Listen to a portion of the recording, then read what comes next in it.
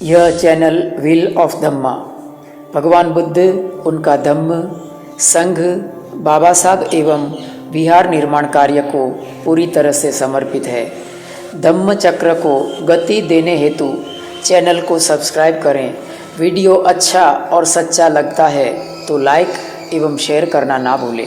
इस तरह आप प्रत्यक्ष नहीं तो अप्रत्यक्ष रूप से अपनी धम्मदान एवं विहार दान की पुण्य पारमी अर्जित कर सकते हैं। सबका मंगल हो, सबका मंगल हो, सबका मंगल हो। साधु साधु साधु। नमो तस् भगवतो अरहतो सम्मा सम्बुद्धस्स। नमो तस् भगवतो अरहतो सम्मा सम्बुद्धस्स। नमो तस् भगवतो अरहतो सम्मा सम्बुद्धस्स। भगवान तथागत सम्यक संबुद्ध के चरणों में त्रिवार अभिवादन।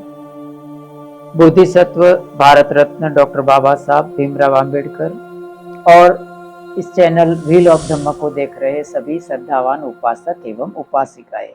मिलिंद प्रश्न, जिसके ऊपर एक श्रृंखलाबद्ध हम कड़ी शुरू कर रहे हैं और आज इस कड़ी का प्रथम चैप्टर हम उसका अध्ययन एवं पठन करने जा रहे हैं।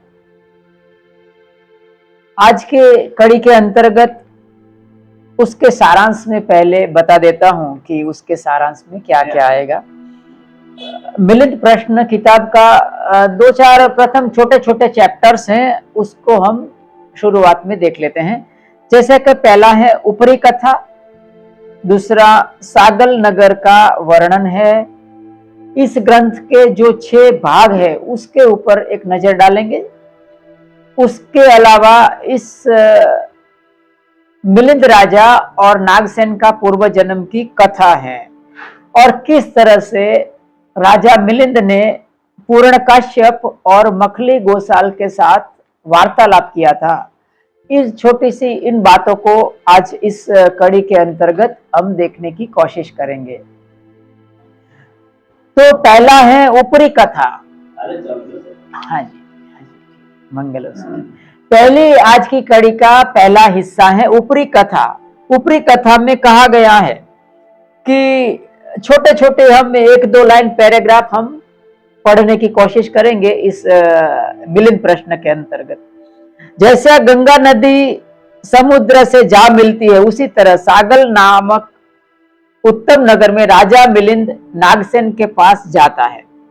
जैसा मैंने उस दिन भी कहा था, सागल मानी सियालकोट, जो कि आज पाकिस्तान में बसा है। उसमें राजा मिलिंद का जो साम्राज्य था वो पश्चिम में काबुल तक फैला, में कश्मीर का साम्राज्य फैला हुआ था। राजा मिलिंद था वो बड़ा ही ज्ञान पिपासु था, तर्कशील था, विद्या प्रेमी था। उनके बारे में कहा जाता है कि भारत में उसके आने का मकसद था सिर्फ प्रदेशों के ऊपर जीतना नहीं था, सिर्फ प्रदेशों के ऊपर राज्य करने का उसका मकसद नहीं था।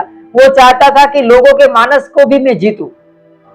लोगों के मानस को जीतने के लिए वो चाहता था कि लोगों के साथ धार्मिक वाद विवाद करूं।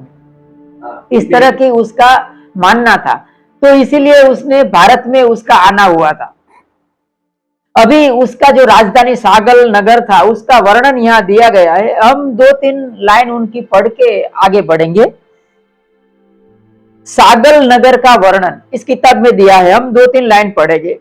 यवनों का वाणिज्य व्यवसाय का केंद्र सागल था। वाणिज्य लोग धंधा करते होंगे, धंधा बिजनेस। यवनों का, यवन यानी जो ग्रीक देश माना जाता है, ग्रीक देश के जो निवासी होते हैं उसको यवन कहा जाता है, जिसको यूनानी कहते थे। जी हाँ, जहाँ के आज भी हम देखते हैं हमारा स्कूल कॉलेज यूनिवर्सिटी में जिसका दर्शन शास्त्र पढ़ाया जाता है, जिसका ज्ञान पढ़ाया जाता है, वो सोक्रेटिस है, प्लेटो है, एरिस्टोटल है, सिकंदर है, ये सब लोग है ना।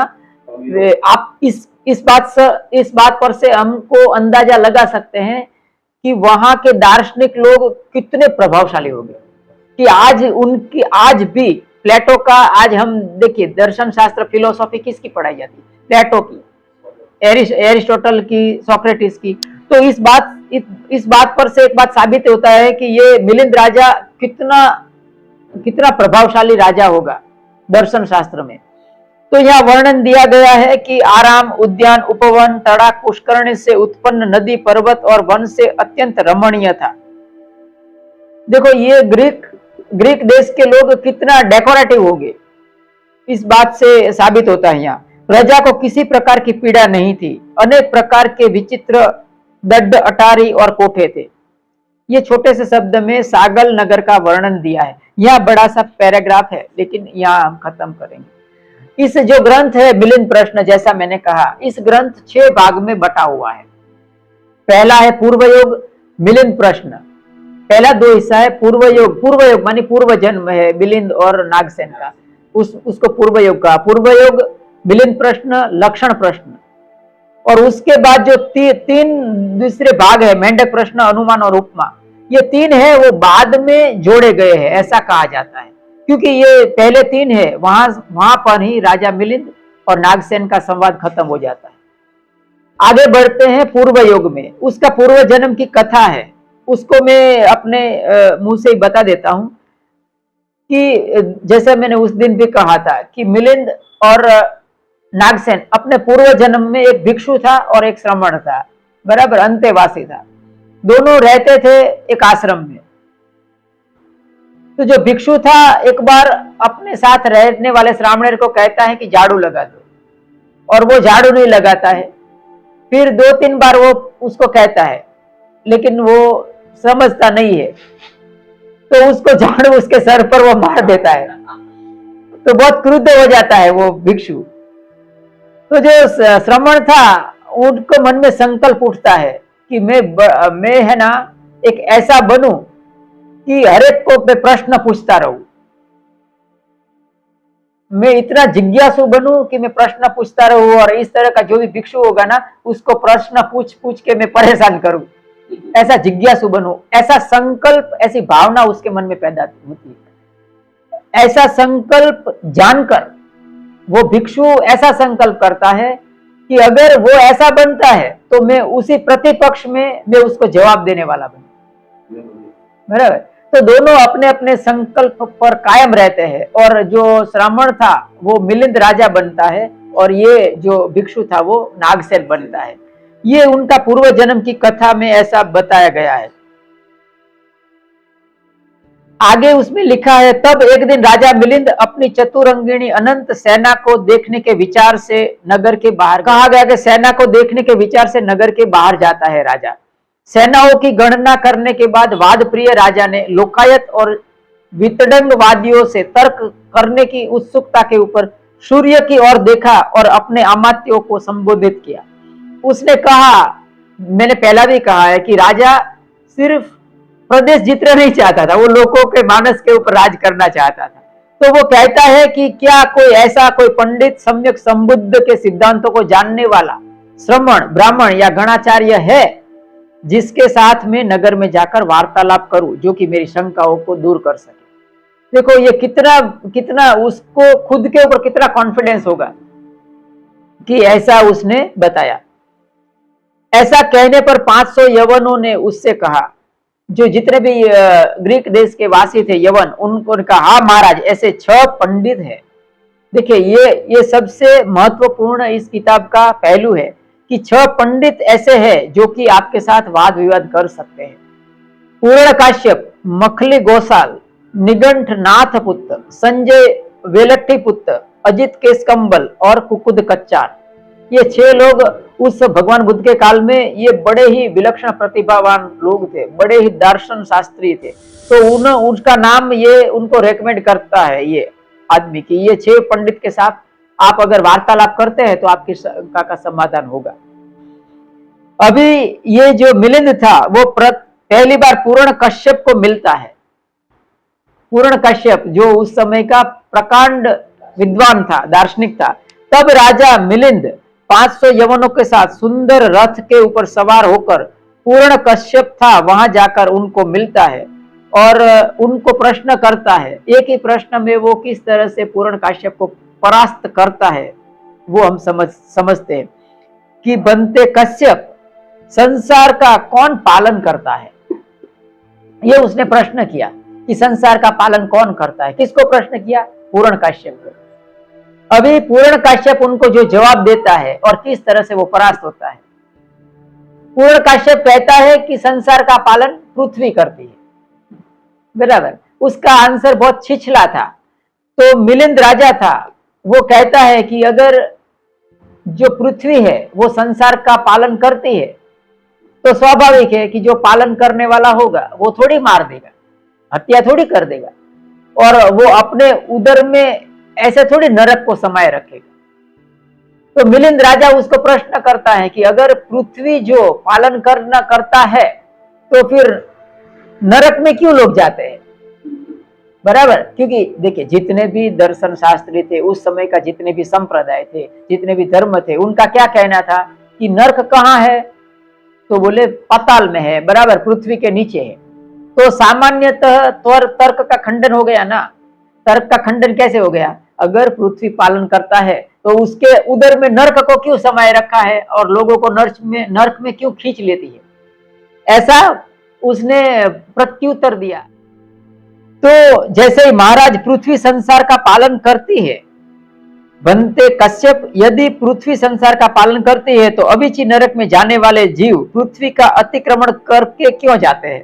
अभी उनके पास कोई भी जवाब नहीं रहा। तो राजा के ऐसा कहने पर पूर्ण कश्यप न उगल सका न निगल सका, बराबर। वो कुछ भी कह नहीं पाया। इस तरह से पूर्ण काश्यप है वो परास्त हो जाता है। मखली गोसाल के साथ राजा मिलिंद की भेंट। दूसरी बार राजा मिलिंद मखली गोसाल के पास जाता है। मखली गोसाल था वो अक्रियावादी जिसको कहते थे, वो पाप पुण्य धम्म में नहीं मानने वाले कुछ लोग थे ना उस समय में, जो कितने कुछ 82-83 प्रकार के संप्रदाय थे, उसमें ऐसे चारवाक भी था। तो जो लोग, हाँ, निरीश्वरवादी भी 63 प्रकार के क्रियावादी, अक्रियावादी, अन्य 62 थे और वो था 63 वाला। जी जी, वो क्रियावादी अक्रिया, वो 6 तिंकर सभी बताया। हाँ, कोना का सब मखली गोसाल, जी जी, केस कंबल, हाँ, ये 6 का तो वो कौन सा दिग्ग निकाय में पूरा विवरण दिया है। सही बात है, दिया आता है। उनका जो आपने बोला अक्रियावाद, विज्ञानवादी थे, जी जी, हाँ, ये सभी का वर्णन दिग्ग निकाय में, दिग्ग निकाय, जी जी जी, सही बात है। तो दूसरी बार मिलता है मखली गोसाल को मिलिंद राजा, और उसके साथ क्या संवाद होता है वो भी थोड़े में हम सुन लेते हैं। इसके बाद मिलिंद राजा ने मखली गोसाल से पूछा कि बनते गोसाल, क्या पाप और पुण्य कर्म होते हैं? क्या अच्छे बुरे कर्मों का फल भोगना पड़ता है? देखिए, ये बहुत इंटरेस्टिंग प्रश्न और आंसर है। नहीं महाराज, पाप और पुण्य कर्म कुछ भी नहीं होता है। देखिए, सोचने समझने जैसा है कि पाप और पुण्य कुछ नहीं होता है, अच्छे बुरे कर्मों के कोई फल भोगने नहीं पड़ते हैं, बराबर। महाराज, जो यहाँ क्षत्रिय हैं वे परलोक में जाकर क्षत्रिय ही बनेंगे।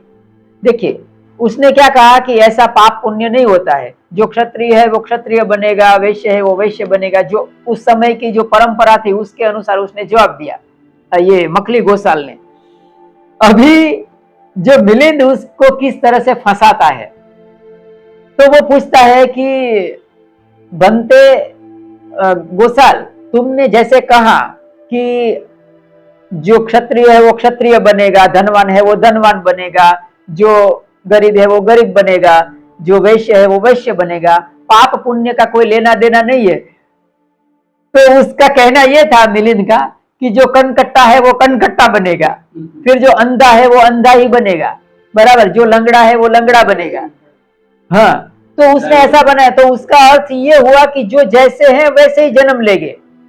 हाँ, इस जन्म में जो अंधा है वो अंधा बनेगा, जो जिसको एक आंख नहीं है वो एक आंख वाला बनेगा, कनकट्टा है वो कनकट्टा बनेगा। राजा के ऐसे कहने पर जो गोसाल था वो चुप हो जाता है। तब राजा मिलिंद के मन में ऐसा विचार आया कि अरे, यह जम्बूद्वीप तुच्छ है, यहाँ के पंडित ज्ञान की दृष्टि से कोरे और नामधारी है। झूठ मूठ का इतना नाम है, मेरे साथ बातचीत कर सके, मेरी शंकाओं को दूर कर सके, ऐसा कोई भी लायक यहाँ नहीं है। इस तरह का मिलिंद राजा था, उसके मन में ऐसी निराशा प्रकट हुई।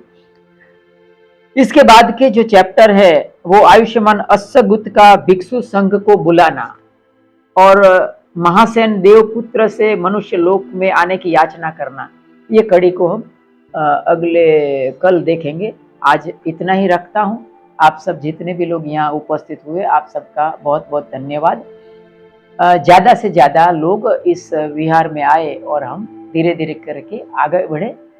और आप सबको छोटे से शब्दों में निवेदन करता हूँ कि जितना हो सके इस चैनल को आप थोड़ा सा बूस्टिंग करिए, चैनल को मोटिवेट करिए ताकि धम्म का कारवां आगे बढ़ सके। सबका मंगल हो, सबका मंगल हो, सबके जीवन में सुख शांति आए, हमारे सबके पुण्य कर्म में सब भागीदार बने, सबका जीवन धन धान्य धर्म आरोग्य और प्यार से समृद्ध बने। To accelerate the wheel of Dhamma, subscribe the channel and press the bell icon.